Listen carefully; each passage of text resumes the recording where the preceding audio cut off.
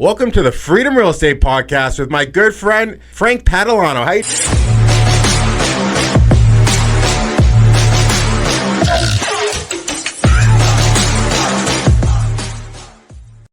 How you doing, my friend? Great, sir. Having a lot of fun up here. Fantastic. So, Frank, tell me, how did you get started in real estate? So, originally I was a full-time school teacher. My grandparents did have a couple single-family houses. Okay. My dad took them over, and wow, he was terrible. I love him. He was very good to people. He took care of people, but he was doing all the work himself. Okay. And eventually, he told me to go out and get a safe, secure job, basically. Mm-hmm. You know, I was definitely going to college when I was going to school. And I just kept seeing opportunities and investments. When I was in high school, they had a group called FBLA, Future Business Leaders of America. So, I mean, I always had that dream and drive of getting into something. And it kept coming around to be in real estate. You know, we tried investing in stocks. I tried a little bit of selling baseball and basketball cards at the time, stuff like that. Yeah. But real estate was always in that back, and we really took it over. Unfortunately, you didn't get into Pokemon cards because you would be filthy rich right now, right? Yeah. I didn't get into crypto either, so, you know, you're going to miss some things. But, I mean, it sounds like you really kind of lucked out in the fact that, like, you were introduced to real estate really, really young, like, from modeling your father, right? Your father had real estate investments, and you saw the power of it over time. I would say I didn't really see the power of it. I saw a little bit of experience, but the power, no, because he wasn't generating a lot of cash flow. You know, this was before podcasting. This was before a lot of books about it. Yep. I just saw him always being out, always working and fixing the things that the tenants were breaking, or just, you know, he'd go cheap sometimes on things that he'd be fixing his own problems. So I didn't always see that. It'd be nice. I mean, on the positive spin, you could say that. But no, not really, just to be honest with you. I mean, I can definitely relate with that because my parents decided to get into real estate right before the '08 crash, right? Oof, yeah. And they thought, you know, short-term rentals was a fantastic thing to get into, which unfortunately, they were about 10 years too early. Yeah. So Warren Buffett talks about this a lot. He talks about, hey, listen, I got into what I was good at the right time in world history. Mm-hmm. He says, if I was born in the 1500s, my math skills and my numbers and retentions, he says, I would not be successful. I'd be working on a farm.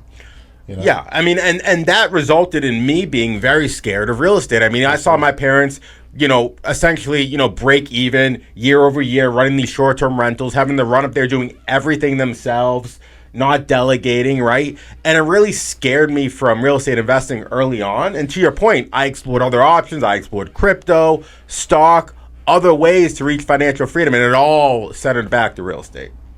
Yeah, I mean, real estate, just like it's a solid investment, it was a solid place to always look back to. You know, and it was great. And I lost money on my first deal. So not only did I have family that I never really saw be successful in real estate, then I lost money on my first deal, but I wasn't giving up. Yeah.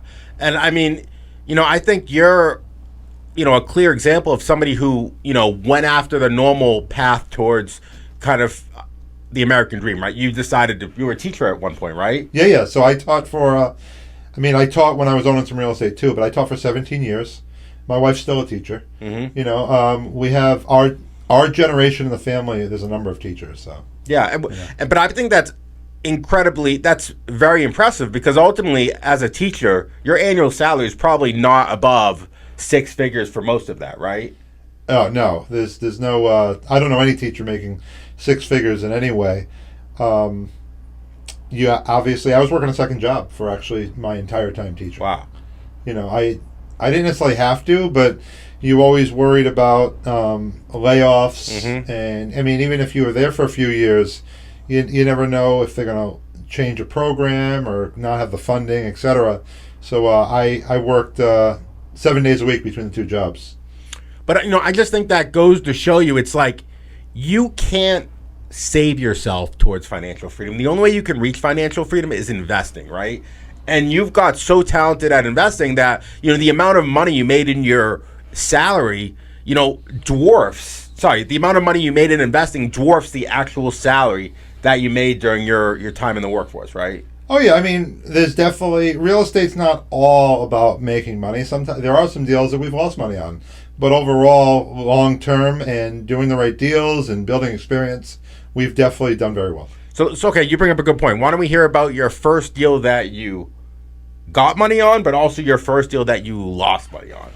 So the first deal that I lost money on, my wife and I decided to travel to New York City to go to a land auction. Oh, Yeah. A land auction. Yeah. Okay. So there was, if I had really thought about it, I mean, talk about craziness. They basically it was landauction.com. I don't know if they're still around. Like, so set the scene. What year was this? How old were you? Yeah. Like, what's the situation? Probably 2003, 2004. I was in my 20s. I was teaching full time. She was teaching full time. I had the second job. On a Saturday, we drove down to New York City, and we entered a big area that had 400 seats in it. Okay. And those were all for bidders. Wow. Yeah. And they had mailers out. There was a number of properties that went up around the country for sale. There was one in Seekonk, Massachusetts. There was some in Western Mass. There was a couple of things in Connecticut. It was all vacant lots that they were selling for development. And there was, hundreds of lots for sale. And basically you'd go there and you'd make an offer. If you think today, like when you get the mailers, I don't know if you own vacant land, but you get like the mailers that I want to buy your house. Yeah. This was like some of the original stuff of I want to buy your vacant lot. Okay. So the land auction company would buy it cheap and they'd sell it at this auction. So I looked at 3 properties that I was interested in, and we made an offer on one. It was out in Western Massachusetts. Mm-hmm. And so we bought it, and they financed it and everything else. And come to find out, like most vacant lots, or a lot of vacant lots, there was a problem with it. Okay. So this was in a development. So it's like, oh, it's in a development. That makes it easier, this and that. And you don't know what you don't know. So, I mean, I've been reading about buying vacant land, and this was back at the top of the last cycle. So I didn't really know enough about rentals, but even so, it was a lot of money to get started to buy, at the time, to buy like a duplex. Okay. This was before I knew anything about house hacking, and they didn't even have the term for it at that point. But just the concept of, I figured if I could buy a lot and develop it and sell it, I could probably make money. Yeah. And come to find out, we had problems when we paid to get it drill tested for septic and for water. There was shale, and I'm not saying the lot was unbuildable, but the amount of expense in order to make it buildable was cost prohibitive. So what did you do with that land? I sold it back to them. For how much? Okay. And I lost about just over $20,000 on that deal. Which, at the time, this is 2004, that was a good amount of money. Yeah. That was basically 1 year of my second job salary. Wow. So it's like, I just burned a year. Yeah, you just essentially burned, like 500 to 1,000 hours of work. Absolutely. On that one deal of your life. Yeah. Yeah, basically. So, but that doesn't mean I learned a lot, and I basically learned, you really have to have knowledge or a partner in order to do this. Yeah. Like I said, this was before YouTube. This was before there was a lot of books out there about it. And the problem, as with land development, I mean, there is definitely risks. Mm-hmm. And you want to work with someone with more experience. Yeah, I mean, as you and I both know, land is high risk, high reward. Absolutely. Right? Yeah. Value add, multifamily general is, low risk, low reward. I mean, you're not going to get a really high risk on multi, but you're not going to lose a ton of money. Yeah. So like I said, luckily I only lost $20,000. Yep. But it sounds like you got a fantastic education. Absolutely. People pay that much for a coaching program, so I probably should have done a coaching program instead. But you live and you learn. All right, so that was the deal you lost money on, right? Like, tell me about a deal your first deal that you made money on, and showed you the power of real estate. So we picked up a property that it was a duplex in Providence, and we picked it up for around $50,000. Ooh. And I mean, this was 2009, 2010, so at the bottom of the market. We got a good deal on it. It needed work. We ended up putting about 100 into it, so we're in for 150. Yep. And while the rents weren't necessarily amazing early on, over time, with inflation and with rents increasing faster than expenses, and with just pricing, I mean, now that same house, we just refied it at a $650,000 valuation. Wow. So in 19 years, it's changed a lot, obviously. Wow. Yeah, so we've done very well. I mean, I love cash flow. That has made cash flow, but the appreciation is definitely pretty helpful as well. Yeah, and now it's time to milk the cow and suck out that appreciation and use it on other investments. Yeah, actually, we did not do a high loan to value, but I did want to put some more money to work, and I felt the interest rates are a little high right now, so we didn't stick with a high loan to value. Yeah. But they were pretty happy with the loan to value that I was fine with. I think we did 50 or 60% loan to value, so we got a good interest rate, and now I can put some of that money to work and still keep more money in case interest rates go down, and I want to refi again. Yeah, totally. Yeah, you leaving money in the bank in case you want to grab it later. Yeah, it's tough with interest rates being where they are right now. I mean, you're looking at deals every day, and everybody has different philosophies. So I have some properties that we own that we're almost 100% financing. I have other properties that we own that are right now at 20% loan to value. I don't always like to be paying the bank interest if I don't necessarily need the money at this time. And banks also like having a general portfolio of being a lower loan to value, so you're not as risky. Yeah. So you've been in real estate for how long? 20 years at this point? I mean, I started going to my first meeting about 20 years ago. You got into real estate 20 years ago. How long did it take you to reach financial freedom, and when did you end up quitting your job? So I probably could have quit my job before I did. Okay. I was not the best at real estate. I was learning as I was going. And I waited till 2019 until I left my first job. So technically, if we bought our first multifamily rental in 2009, 2010, it was 10 years, is the way I put it. Okay. I mean, I was also working 7 days a week. I was a little bit of a gamer. I had a wife and 3 kids. So, life's busy. Life's what you make of it. No excuses. There are people that could do it a lot quicker. But I fell into doing okay, and we did 10 years. Okay. I mean, that's still quite an accomplishment on a teacher's salary. Yeah, and that's true, too. I mean, I've tried to have other teachers invest with me. And most teachers are looking at teaching for the safety, and they think about the pension coming in the future, but they're not taking enough risk in order to really do well long term. Investing. Totally. I mean, just to be in that field, you kind of have to be a risk averse sort of personality.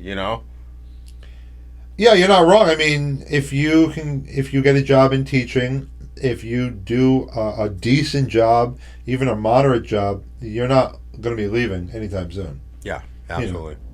So, Frank, when did we meet in real estate? Because you've been in the game forever. I just recently came in here. I have not been in the game forever. I've been in the game for a while, but I mean, I do have people that have been in the game, friends and people that I look up to for 40 years or so. Wow. I'm not sure exactly when. If my first guess would probably be that because of the socials, we probably met on Facebook first.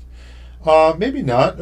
But it was probably a connection of a connection. Yes. And then, in person, we only met recently in the last 2 years. I'm guessing that you either came up to an event or I came down to an event or something.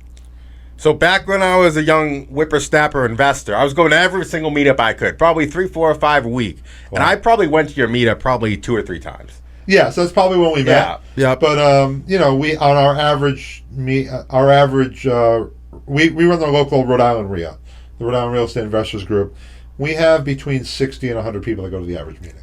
So you don't always remember everybody, who's going to the meeting. Oh, of course. But, I just think that goes to show you, like, those meetups are incredibly powerful for building your network, right? Like, absolutely. You've had your meetup for how long? So I took over 6 years ago, but I was second in command for about a decade before that. We just passed 20 years. Wow.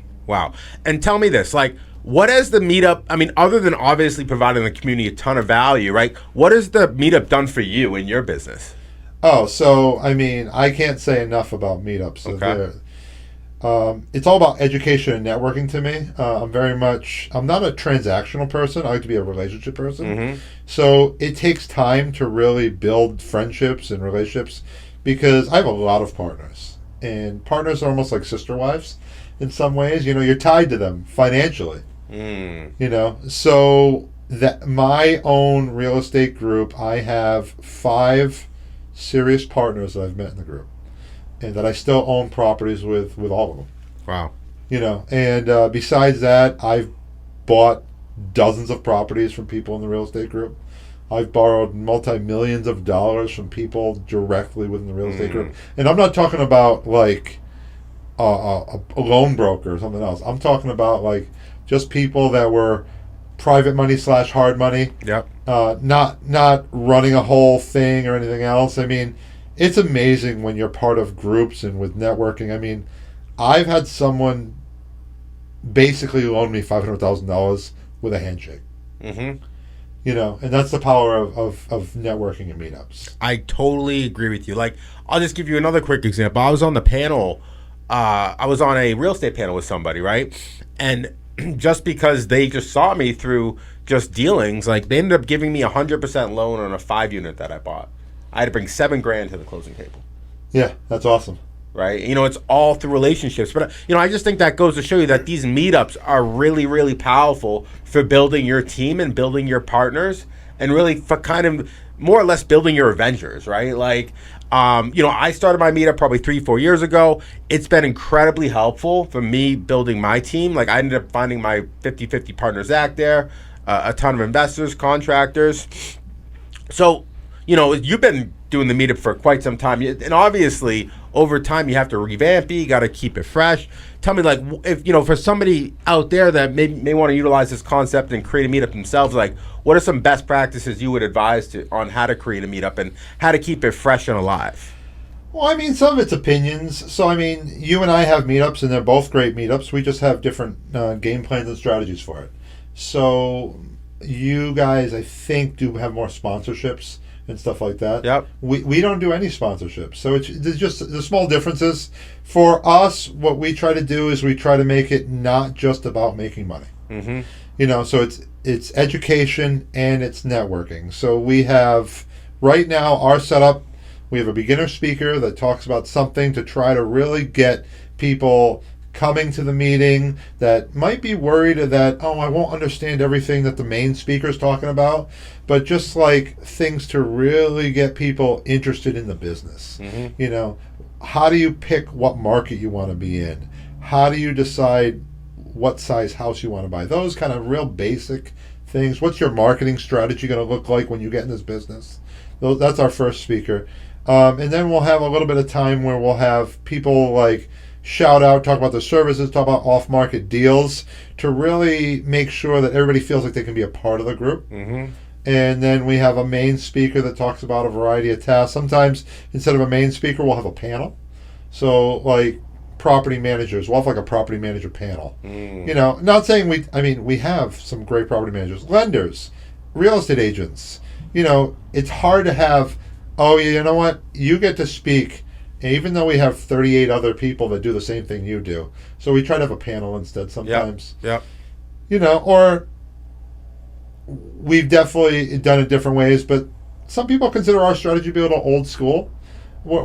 We have, instead of a meetup, we're more of a club or a group versus, I'm not saying anything wrong with meetups. Meetups are a little different sometimes.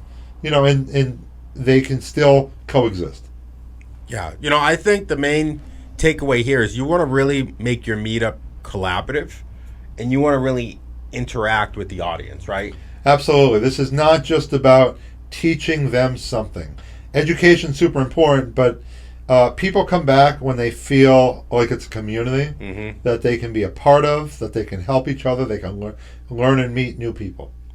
Exactly. So I think some of the tactics I've utilized at my meetup is I've done like polling software to get the audience. That's cool. To get the audience vibe of kind of where the market is and kind of what they're looking for at this meetup, right? Or to your point, like a panel discussion where it elicits conversation among the crowd and the presenter, right? Like, I think when I first started a meetup, I always thought, you just have to get a guest speaker up there and they'll just talk, right? But like at a certain point, people get bored with a talking head, right? And you really kind of got to like switch it up and really like those are some things that really help kind of grow my meetup.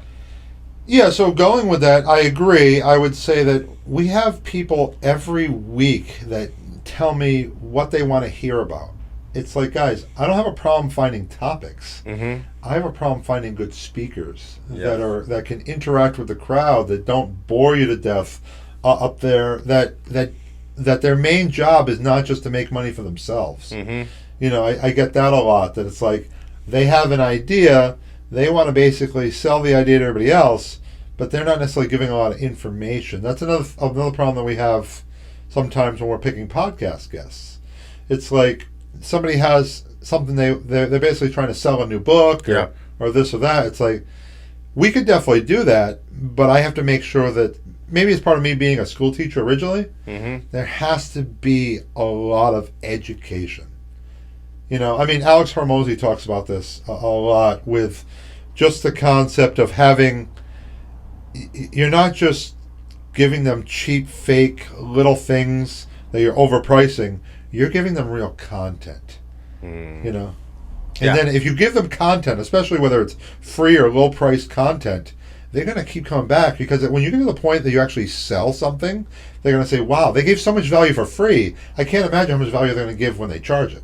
Yeah, you're totally right. You ultimately just got to lead with value time and time and time again, right? Then when you have an ask, 20 steps down the road, like, they're going to be interested. Yeah.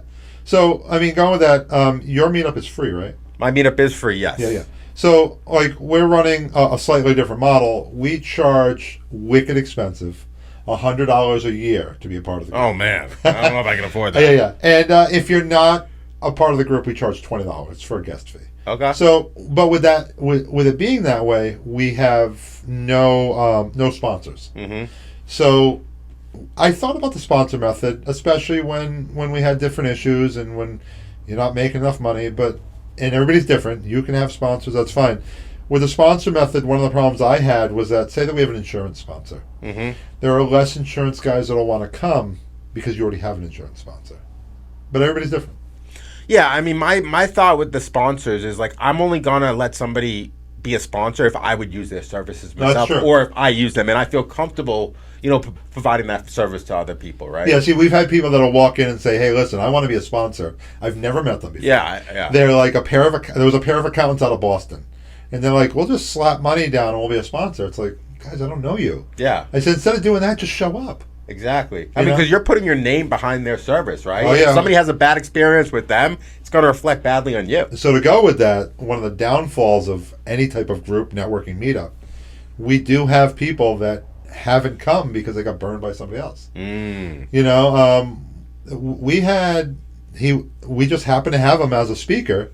He was literally out of New Jersey. He actually went to jail for money laundering or something else. There's only so much you can do. I had never met the guy before, but I had a lot of people in the group that had faith in him and put money into his deals. Come to find out, he went to jail for it. So you've been around long enough, so you haven't had to experience that.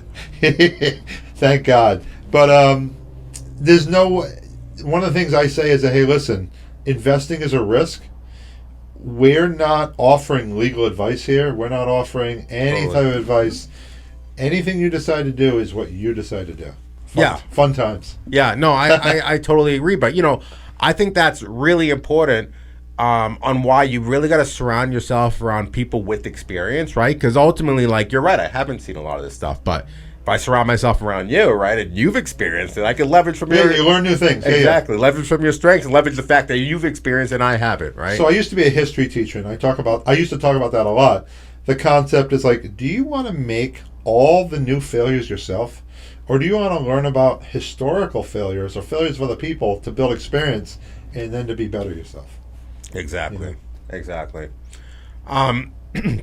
So you also host a podcast, right? And how long you been doing that for? So the podcast, The Cashflow Kings, has been around for about 6 years. Okay.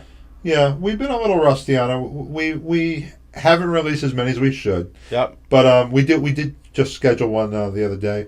We're doing about one a month. Nothing crazy.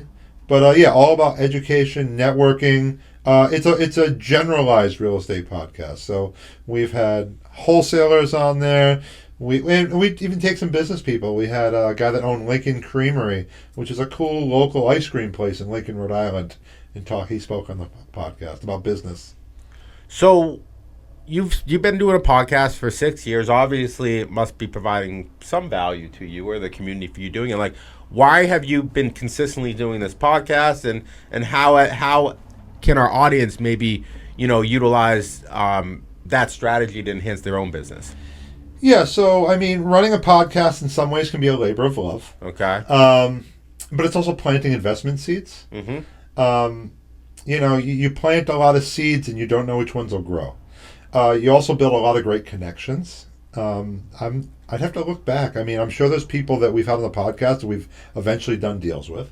Okay. And we're bringing out content and knowledge, education to other people for free. We had a woman last year, we released on her 18th birthday. She owned 2 houses by the time she turned 18. That's incredible. Yeah. So I really love the concept of promoting cool stories. I mean, I'm not sure what your avatar is or who your audience is. What I consider our audience is someone in their 20s or 30s that wants to do more in real estate, but they don't have a lot of knowledge yet, and they want to learn, and they want to build skills and just different things. So we had a flipper recently that spoke. Mm-hmm. We had a big one recently that I really loved was co-living. Co-living. Yeah. So basically, it's kind of house hacking. Yep. But you don't live in the house. So you buy a house that has like 4 or 5 bedrooms, and you set it up where you rent by the bedroom. Yeah, you just make a multi-family out of a single. There you go. Yeah, but I mean, that's one of the popular things right now. I mean, it's changing. Even Zillow's allowing you to rent by the bedroom now. So it's just another way to figure out affordable housing. Absolutely. I mean, in Worcester, a 1-bed rents for now, I think $1,500, right? Like, if you could rent a bedroom for $1,000, like, I would do that if I was straight out of college. Yeah, especially when you're renting it for $1,000, you're probably including all the utilities too. Mm-hmm. And I mean, how often are you hanging out, especially if you're working a lot and in college at the same time? How often are you really hanging out where you're going to spend time in the living room with everybody else that you don't know? But I mean, you can set it up where you're co-living with friends too. Yeah. So that first house I was talking about, that duplex I bought, I let a guy run basically his own co-living space in there. Oh wow! I'm just thinking about that for the first time now. His name was the main one on the lease. We would add people or take people off, but he lived there for literally 7 years. Yeah. I don't know what he charged other people. I had a number and I was happy with it. Yeah, you didn't care. You got your rent. That's all that mattered to you. Exactly. Yeah. And it was easy because you had one point of contact and he took care of everything. Yep. No, I totally agree. Yeah, it's funny how history repeats itself when we just come up with new names, right? Yeah. So, I mean, back to the podcast. I mean, what's awesome about the podcast is that if you're consistent with anything, people remember you for it. Yeah. So, one of the cool stories is I was at Ronald Reagan Airport in D.C. On one of my last trips, and somebody said, "Frank, is that you?" And come to find out, he was in D.C. He was from Massachusetts. He listens to the podcast. He wanted to take a picture and everything else. So, podcasting is kind of cool. You're putting in the work. My goal is not necessarily to make money off the podcast. My goal is to educate others, build relationships, and maybe find future opportunities. Exactly. I mean, and the great thing about a podcast is, how often would, somebody who've built a large empire who've been very successful give you an hour of their time, right? And a podcast is just an excuse to you to pick somebody's brain who is successful that you potentially might model down the road in your own business. Yeah, I'm trying to remember the name. You might remember it. We had someone on the podcast. He's a negotiator, the FBI negotiator. Oh, yes. Difference? Yeah, it has Nick Voss. Yeah, Voss. Yeah. Voss. Chris Voss. Chris Voss. Yeah. See, we figured it out. His office reached out to me on our podcast. That's and cool. It's like, how awesome is that? That's cool. And we basically, like you said, got to pick the brain of an FBI negotiator who's written so many books and everything else. So, yeah, it's fun. I would literally pay $1,000 for that. And you got to do it for free. Yeah, we did it for free. Yeah. There have been people that have offered to pay us to be on our podcast. Wow. We've said no. I mean, we might have still recorded with them, but I don't need to make money off that since I'm making money off of real estate. Mm-hmm. And besides, if the people know that you're putting out a good podcast and they keep listening, you will find other opportunities from it. We've had people reach out through Instagram, I'm sure you have too, that say, hey, listen, I got this deal, I got this opportunity, I listen to your podcast. Actually, now that you say that, with syndications, the first syndication that I did, every single person that we got money from, it was a 506c, which means you could talk about it. Every single person was either following us on Instagram or part of my real estate group. Wow. And that's what it was. Power of your network. Absolutely. Right. So, real estate's fun, right? But it sounds like you've kind of incorporated travel and lifestyle into your investing career. Tell us a little bit about that. Yeah, so I'm sure you're going to probably do this in the future, by the way. But one of the things that I appreciate that you do, and I know I don't have to say this, is that you're very much in one location. You're in two markets, basically. Mm-hmm. You're in Massachusetts and you're in Rhode Island. Yep. That's been your focus, and it's a great way to grow. I did that for the first 10 years. Mm-hmm. And then eventually I said to myself, I have 7 figures worth of assets in Rhode Island. Rhode Island is not always the easiest place, as you've learned from some of your Providence dealings. Mm-hmm. It's true. So don't invest in Providence. So Rhode Island is tax hell in some ways. If you remember back in the day, Massachusetts was called Taxachusetts. Yep. They have gotten better than that. There have been a lot of improvements. They've moved more to the center. If you look at all the states in the country. Yep. But Rhode Island is tax hell, often near the bottom of the best place to start a business, usually at the bottom of the rankings somewhere, 45th, 48th, 50th. So I said, I have so much money in one location that I had to diversify. Okay. There's a guy named Dave Lindahl. He wrote a book about market cycles. Mm-hmm. And while we are a national market, every market's a local market. Yep, sub-market. Yeah, and sub-markets as well. So if you read books on investment cycles, you can have certain cities that are at the bottom of their cycle and other cities are at the top of the cycle. Small cap, medium cap, large cap, same concept, right? Similar concept, yep. So what I did is I was worried in 2019 that we had that we were coming to recession. Mm-hmm. Nobody knew COVID was going to happen, and I think COVID kicked the can down the road of we have to have a recession someday. Yep. It's normal. So who knew that we're going to be pumping billions and trillions of dollars into the economy, right? So basically, I started selling properties and investing that money into other markets. Mm. So we started out in like Shreveport, Louisiana, North Carolina, Idaho. Okay. And so back to that concept of lifestyle and stuff like that. If you own a real estate business and you are buying in different parts of the country, you have a business expense by going to those places. Mm-hmm. You don't have to, but you should visit your properties. Absolutely. And so our business, we're in 12 markets right now. Wow. So technically we could, so I'm not as good as you because the benefit of being in one market is you have a solid knowledge of that market. There's no way, I'll tell you right now, that I can know everything there is to know about 12 markets. Mm-hmm. It's hard to know everything there is to know about one market. Yes. But that's the beauty of partnerships, and you find people that are boots on the ground in those markets, and you invest with them that you have faith in. So with that being said, the deal in Idaho, that we're actually selling right now. We have it under contract. We bought it in 2020, and we're going to do very well on it. And even though it's a C-class property in a C-class neighborhood, and it's not perfect, and we have our problems, we're going to make money. And I've visited it. Let's see, we've owned it 5 years. I've probably been on site 6 times. And when we go, I make sure that I take care of the employees. I always take them out to lunch, stuff like that. And yeah, do I love food? Absolutely. And do I love travel? Yes. What did we do? I mean, we keep networking, we keep growing, we keep trying to do cool things. So 4 years ago, we bought a boutique hotel in Punta Cana, Dominican Republic. Yep. And let's just say, obviously, I have to be there once or twice a year, and everything's a write-off. And this year we actually did a mastermind there. We invited 6 investors to come down. We charged them a flat fee for so many nights, so many ways to get to excursions. We paid for a few of the meals, but they could do stuff on other times. And what was really cool about that was that even though they didn't know each other, they got to meet, they got to spend time together, they got to network. They were going out to lunches and dinners sometimes without me, which I some people be all freaking out. No, I thought it was great. If one person does a deal through that network because of my connection, I feel better about it. Yeah. It was really cool. And my partner on that is also my partner on our virtual assistant business. So you talk about travel. I'm not sure when this is going to be released, but in September, I'm going to visit some of our virtual assistants.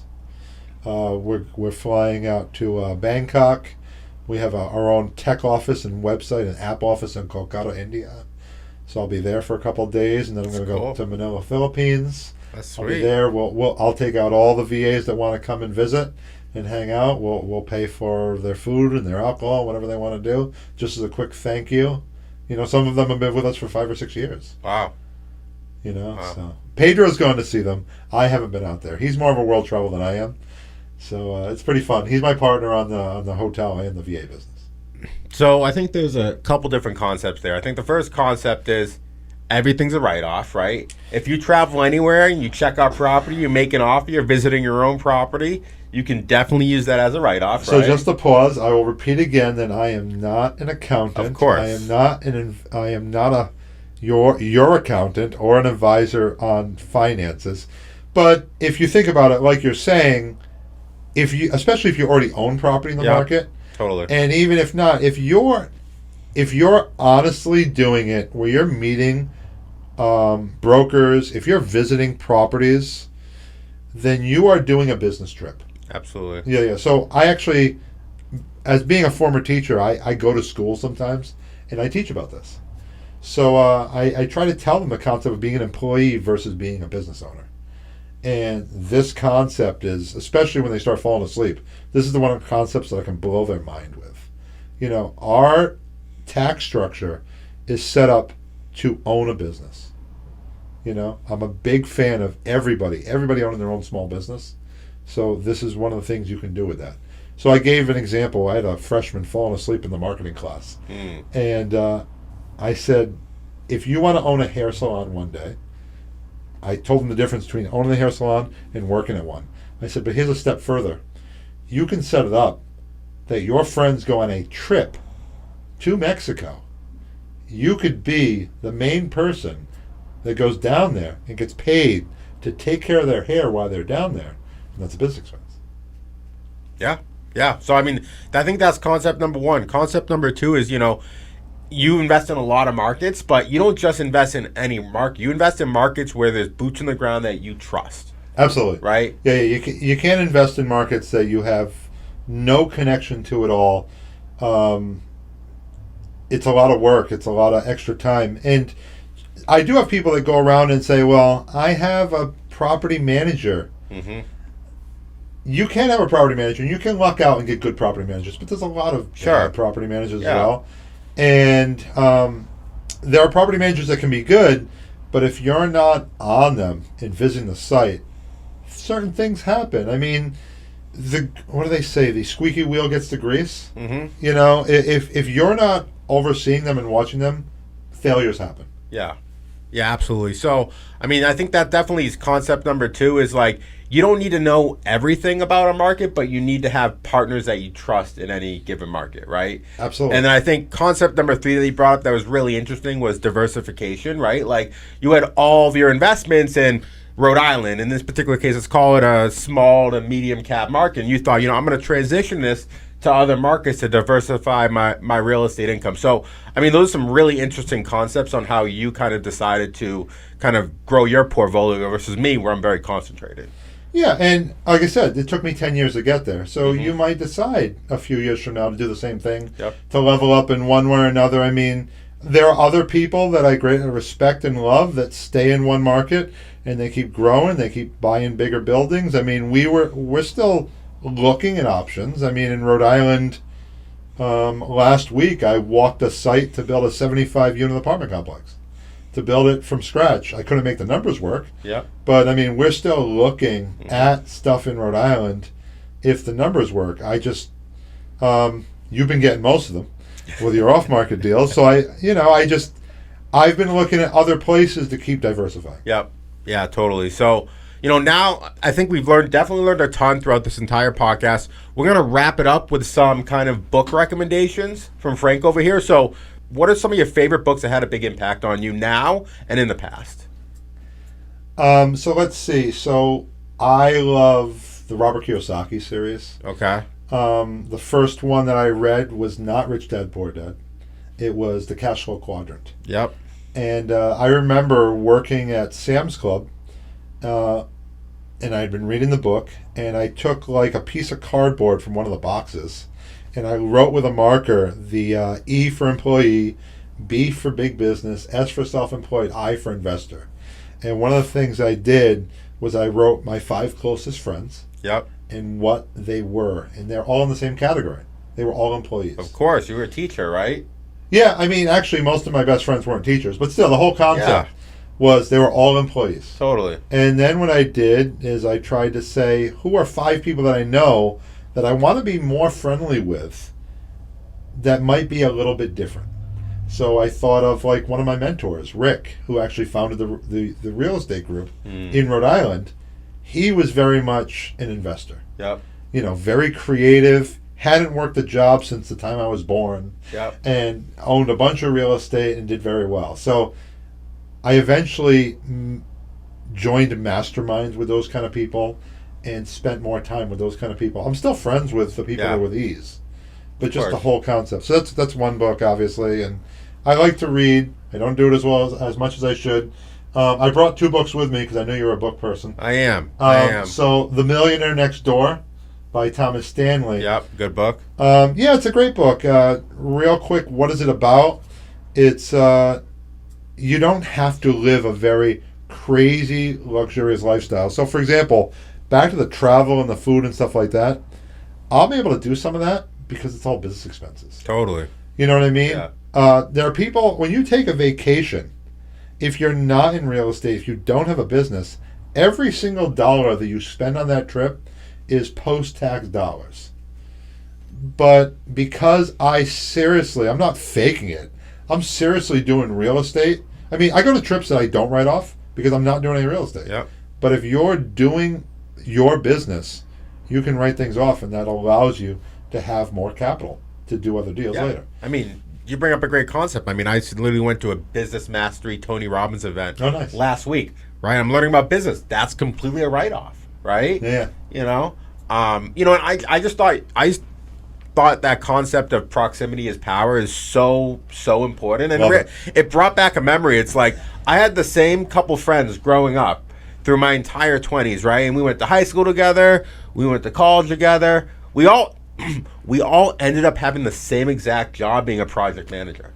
Like, you were the average of the 5 people you associate yourself with, right? And you realize that the average of the people you were associating yourself with at that point, due to the cash flow quadrant, wasn't who you wanted to be. So you surrounded yourself with other people in that I category, right? Yeah. One quick thing, side note on the food. I see you mentioned food. I take a lot of pictures. I don't know if you heard about this. Yes. But so on Google, I'm actually passing 50 million views of all my pictures. Wow. Wow. Just from all the food pics. Wow. So I thought that you found really cool. Yeah. Teenage girls got nothing on you. Well, I mean, I don't have the look or anything else. I have to take beautiful food and just post it. So, but yeah, so back to The Millionaire Next Door. Basically, if you haven't read the book, you don't have to live a super amazing lifestyle. Could I drive a Ferrari right now? Yes, I could. Mm-hmm. Could I enjoy it? Could I cash flow it? Yes, I could. But I'm happy with my Toyota Camry.